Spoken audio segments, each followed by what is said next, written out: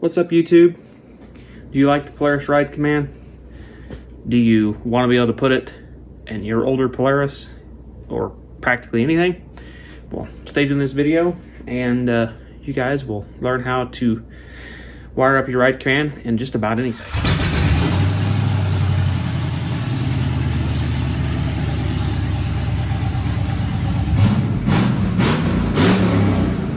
So today in the shop we have my 2019 Ace 570 as our test mule for this project, and I really like the ride command platform. I really like how it functions and how you can use it, and I like using it on my phone, but I always wanted to have the bigger display, so I went ahead and got the unit.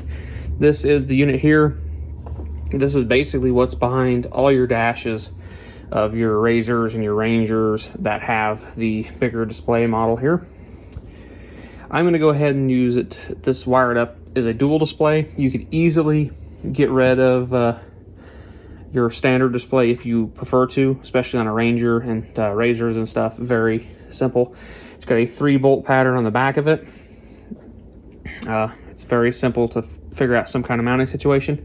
In this situation, I have a RAM mount.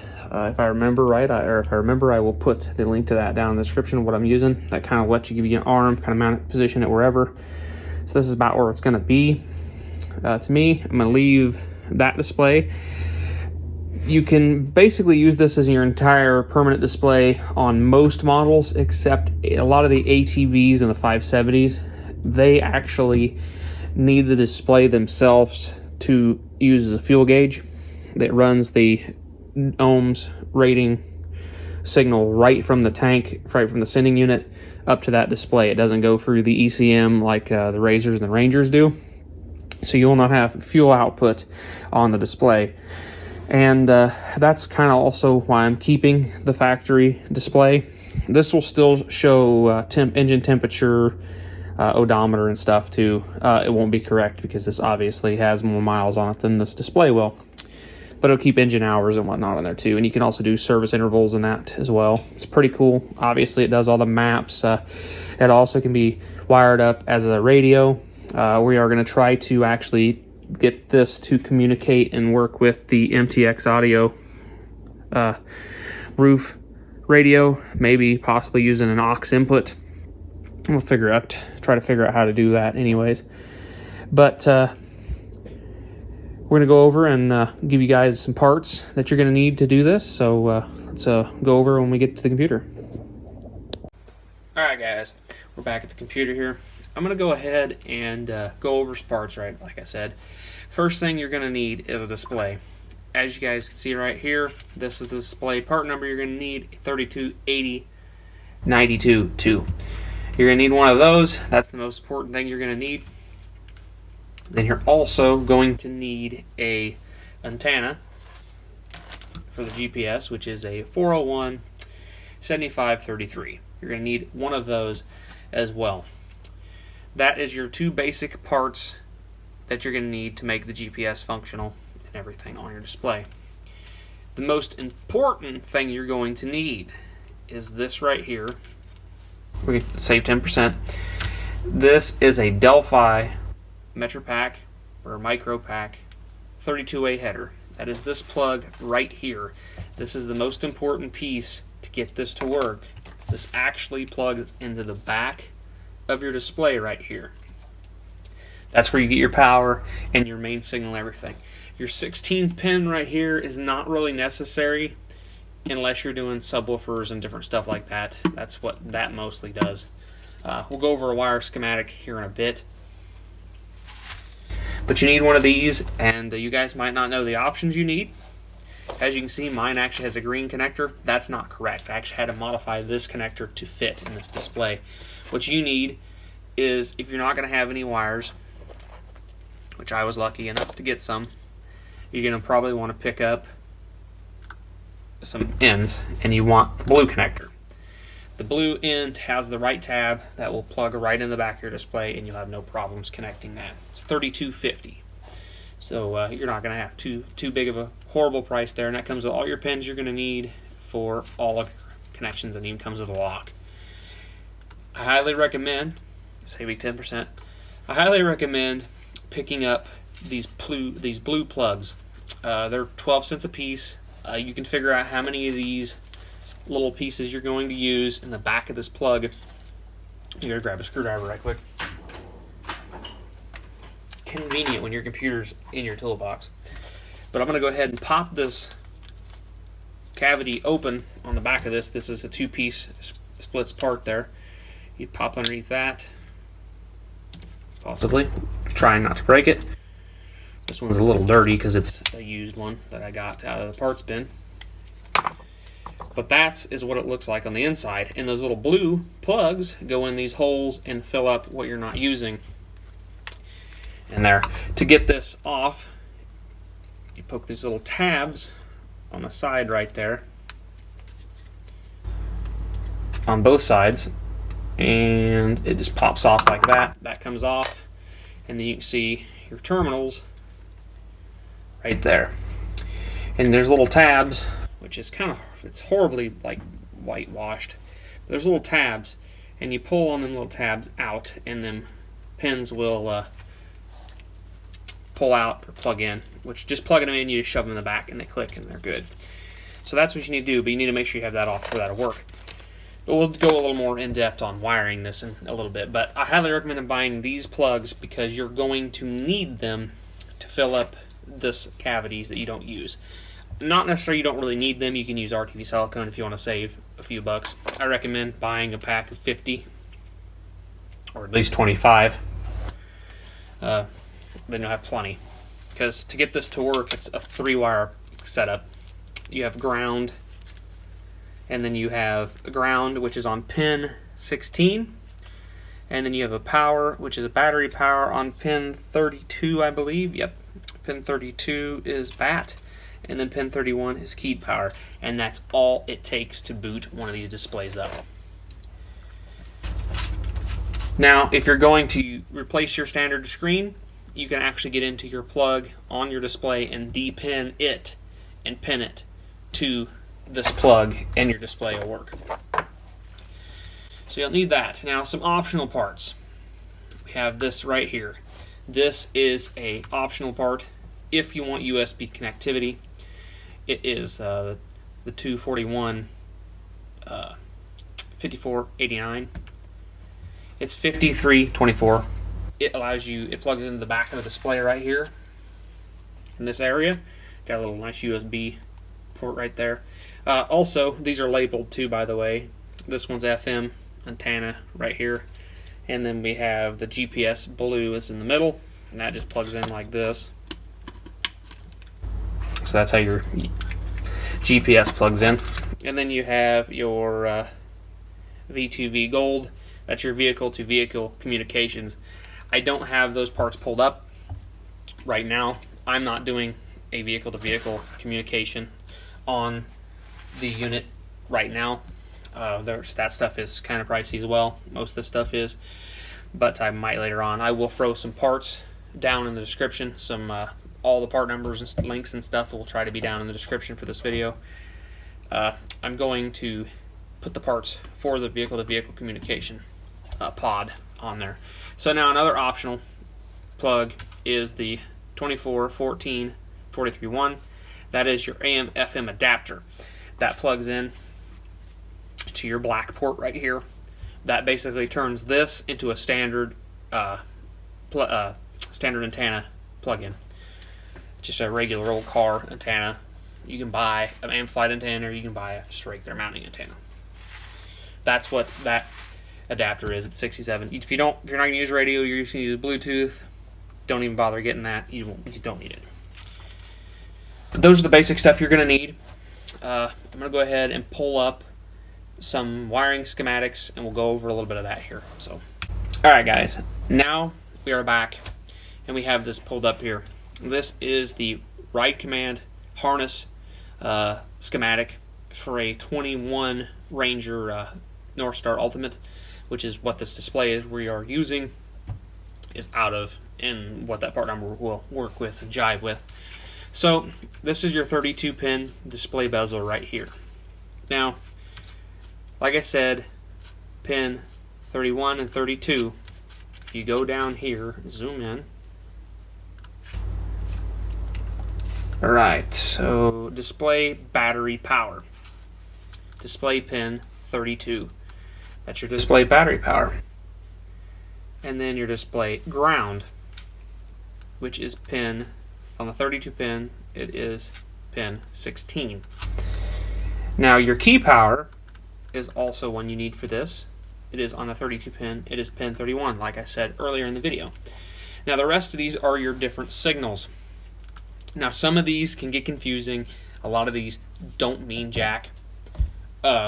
They just go up here, and if you guys can read a schematic, you can probably figure that out. But the two things you're going to need from your display. Now today I'm going to be using my ACE as an example. If you guys need a wire schematic for your machine, for your display, hit me up at tanner@tan10performance.com, and I can get you a wiring schematic for you. The email is going to be down in the description too. Feel free to, you can message me on Facebook too, at Tan10 Performance on Facebook, Instagram as well. Pretty much anywhere, just let me know what you need. It might take me a little bit of time to get back to you with it, but I will try to get to you. 90% of them are wired the same, by the way. Polaris has been using the stuff for their display for a long time, so they're wiring the way they are.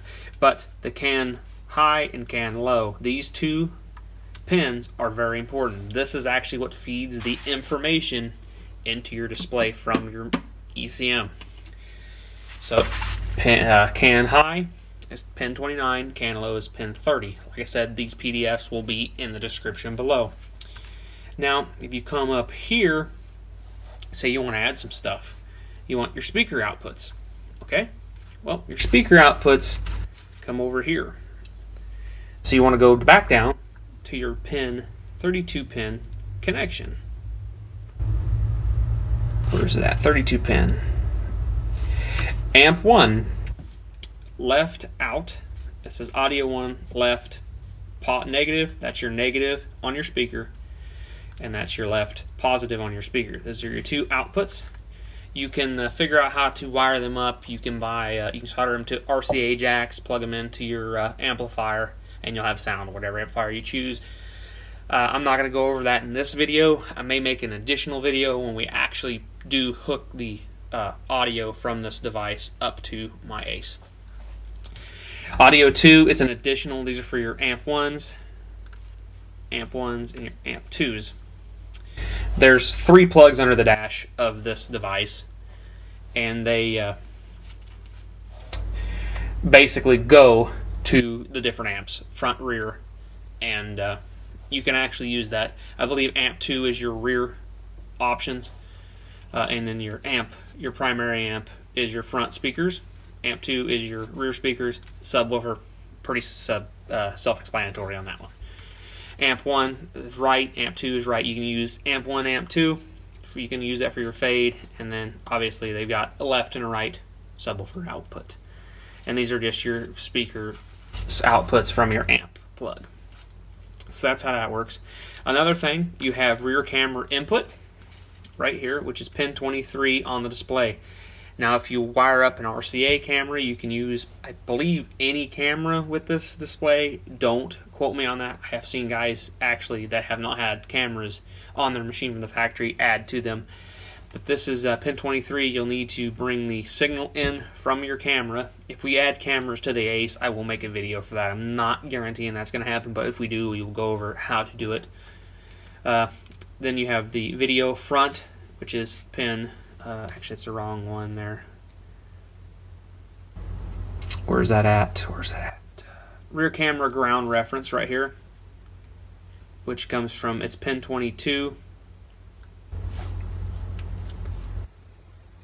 Yeah, pin 22 on your 32. Oh, sorry. There. Woo. Pin 22 on the rear. That is your ground reference for your camera. That'll hook to the outside surrounding of an RCA. Then we have video turn on. This is on your 16 pin. You do need a 16 pin connector, which I will link in the description below when I find one. You will need that, and pin 8 is the one inline chassis harness for your video turn on. That's a trigger for like a reverse. And some machines have a trigger in the back for like a backup light or a backup alarm or backup, just pretty much anything, just provide 12 volt in. I believe that is a 12 volts in. I will do some checking on that to verify if it's a positive or a ground input. That's your video in to automatically activate your camera when you go into reverse. There is a front camera too, and your amp, these are your amp grounds, amp turn on. If you need an amp turn on, by the way, too, you can use an amp turn on in here. It goes from pin 32, or the 32 pin 15 to that, and that gives you 12 volt out source for your amp turn on. So that's pretty simple there. I think that's all we really need. You can do, if you really get into it and get fancy, you can on the 32 pin you can wire up a winch in and out and do the auto plow feature if you'd like. I don't know if I'm going to go into into that on my Ace. I might, being I do push snow with it. We may possibly do that. Yeah, that's your rear camera ground reference. I'm trying to remember, I don't think the 16 pin, on pin 12 on the 16 pin, that's your front camera input. And I believe you can use the ground reference camera.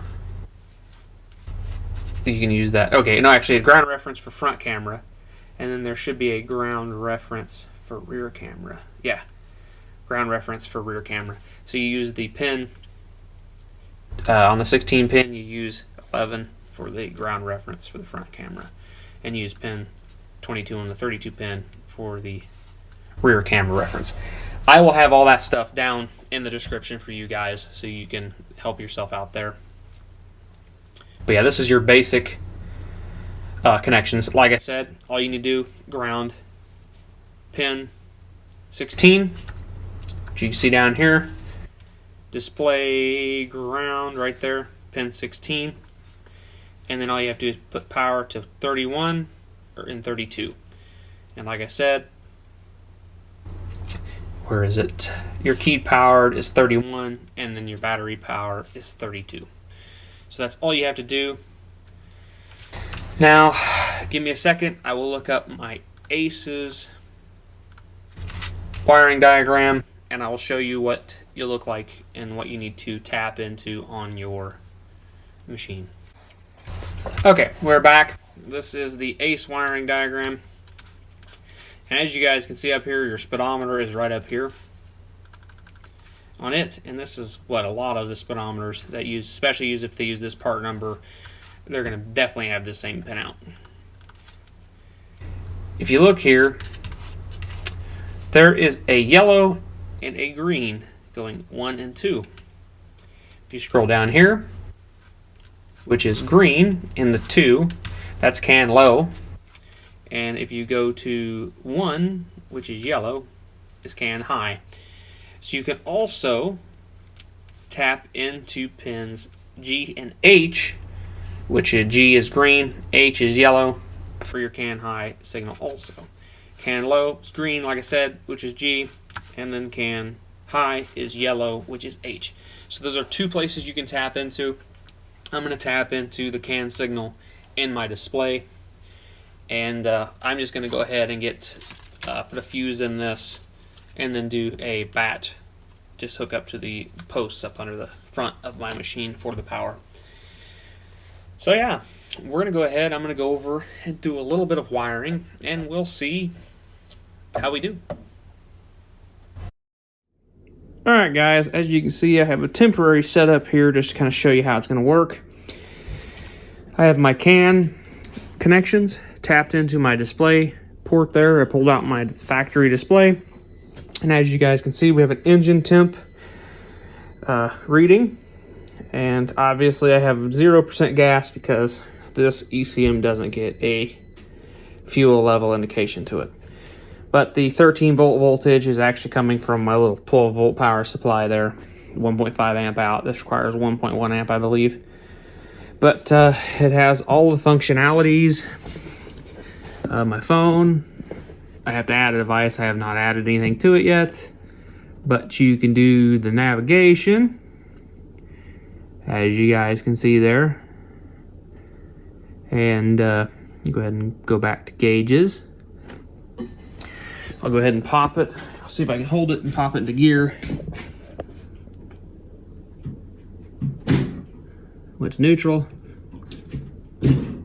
reverse, park, high. Which if you look down here, where is it? Right down there where it says high. Go ahead and flip four-wheel drive on. This is four-wheel drive's on. So that works.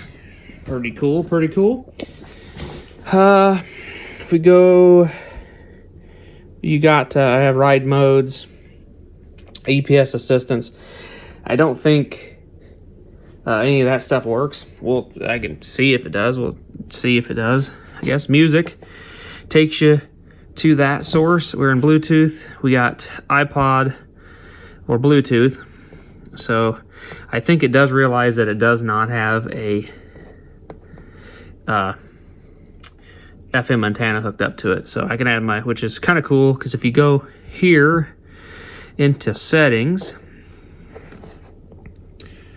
we go in, we got English, temperature units, you can change all that stuff. You can log into your ride command account. You can do software updates. I'm connected to my Wi-Fi through my Wi-Fi. I'll connect to my Hod shop here. Speed units, English, yada yada software. I think I have to update. I think I have to be logged into my account. Not 100% sure. We go to time, let you change your formats. I'm setting via GPS. It is 7:48 night. Plow control. This allows you to do your oil life, mileage, reset interval stuff on your deal. The plow mode, GPS, and handlebar shortcuts. Being this thinks it's a ATV, it reads handlebar shortcuts, so, which is kind of cool. That also, I guess that probably also gives it to the point why it does not have FM radio and stuff, being this is ATV. It probably doesn't have that equipped from the factory there on those models. Be kind of cool if they did. But Bluetooth devices, speed units. Yeah, there's a bunch of stuff that you don't get. These buttons are also not correct. I mean, well, I think it has to do with the outputs and stuff are not hooked up the same. So I do think that does modify it from what machine you're hooked into, does modify how your output does come out. So, but it does know my seatbelt's not on. But just to show you that it does work. We have 88 degrees temperature. I'll go ahead and step on the brake here. Give her a fire up. Maybe. Get to where you guys can see it. Alright. You guys might find it hard to hear me, but as you can see there, we have RPM, temperature. It's reading my no seatbelts on. But yeah, as you guys can see, that's how she works. These buttons don't work as programmed. This just changes your next and back buttons, which is kind of a pain. I have to go up here to go to maps, but that stuff all works good. So yeah, I'm gonna go ahead and wire it up a little better and put you guys back on in a second. All right, guys, I did end up wiring it up, and I went ahead and put a nice, if you guys notice, I've got a lot of wiring for lights and different things up under here. Got all this nice red and black split wire covering. I happened to just went ahead and did that up. I gotta zip tie it up there yet, but this is what it looks like in the machine. It's pretty nice. went ahead and Bluetoothed it. I can actually control my music from the ride command going to the Bluetooth to my radio. So yeah, I did learn something with this system, or with the setup. When you plug it into an ATV computer, it thinks it's on an ATV, so it changes the way the firmware works. So I don't think I have access to front and rear cameras. I don't think I have access to a couple of different things on the ride command itself. The buttons are not correct, which unfortunately is kind of a bummer. I'm not real sure. I would like to actually install a Ranger PCM into this at some point in time, maybe a 570, like a 2019 570 ECM, because I think the pinout's fairly close. There's some stuff on the Ranger that I'd like to do to this. I have a differential, an unlocking differential, and I'd like to put an unlocking differential in this, if possible, but I'd have to wire up their switch, the style switch from a 570 Ranger, and wouldn't be too difficult to do it, to wire it into the ECM. But anyways, this is what it does. I got that display still working. I just ran everything up and just piggybacked off of this display. As you can see, it says Polaris Off-Road. Depends on what machine you're in. If it's in a Razor, I'll show you a Razor. If it's in a Ranger, I'll show you a Ranger, and then it'll show you Polaris Off-Road if it's in an ATV, I believe. Sorry about that. It automatically cut the video off when it connected to Bluetooth. So, but yeah, see, it works there. I can go ahead and pull this down, go back to gauges, and once again, we got reverse. It says reverse there. Neutral light's on, and I'm getting a call from my fiance. So I'm gonna go ahead and take that and cut you guys back on in a second. All right, so as you guys can see, we'll go ahead and start this. And I've got mile per hour, but I don't, there we go, we got RPM. Engine volts 14.5. Engine temperature 77 on both readouts. Mile per hour. That's pretty much what I leave up on here. I might actually put RPM up here, but I normally just care about that. I don't know if I'm going to stay in that, but I'll put gear here. See, neutral. 4-wheel drive indicator works on both screens. So, yeah, pretty cool. Just to show you that my seatbelt lights are blinking on both dashboards here. I will go ahead, put my seatbelt on, and they both went off. So, unfortunately, it still says I got 0% fuel, but there's nothing I can really do to that. So, anyways, go ahead and cut it off here. And this machine has turn signals and high beams and everything that I did custom, so it's kind of nice. But yeah, so got 12.2 on the voltage. It's reading the odometer. It's actually reading the correct odometer. It actually read from this odometer, yeah, 474.8. So that's correct with that. That's awesome, guys. That is sweet. So that's always going to be correct, is with that. So cool. They must sync together, being they're on the same CAN bus. So I don't know if this performance mode switch works.